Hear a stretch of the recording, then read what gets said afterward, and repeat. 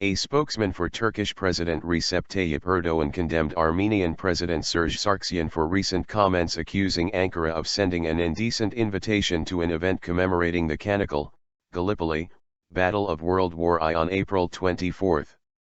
Sarksyan readily dismissed the Turkish invitation for the event, saying instead that Erdoğan should respond to his that was invitation extended a few months ago to join Armenians in the commemoration of the victims of the Armenian genocide in Yerevan on April 24.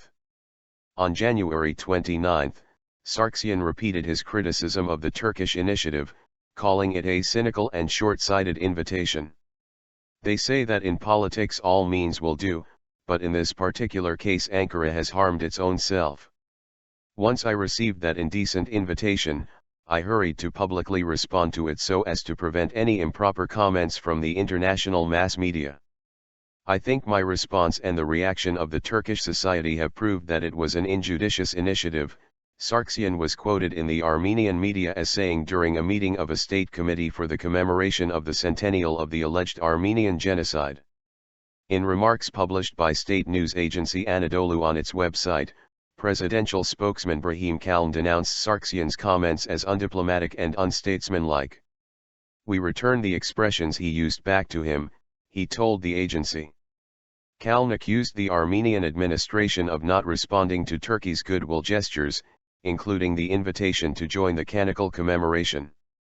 It is observed that it is not realistic to expect the Sarksyan administration, which remains stuck in distorted pages of history, to appreciate these sincere steps for reconciliation, Kalin said. The Armenian administration's shallow and hateful rhetoric seems to be unable to comprehend the true meaning of the Çanakkale battle as well, he said. Turkey sent invitations to the leaders of 102 states to attend the commemorative event that is scheduled to take place on April 23 to 24. Armenia, on the other hand, is preparing for the commemoration of the centennial of what it calls a genocide of Anatolian Armenians during the final years of the Ottoman Empire. On January 29, Sarksyan said a number of countries have already accepted Armenia's invitation to attend the commemoration in Yerevan. In an open letter to Erdoğan on January 16, Sargsyan declined the Turkish invitation, saying it indicates Turkey's traditional policy of denialism. Year by year, improving its tools of history distortion, this time Turkey marks the anniversary of the Battle of Gallipoli on April 24 for the first time, while it began on March 18, 1915, and lasted till late January 1916.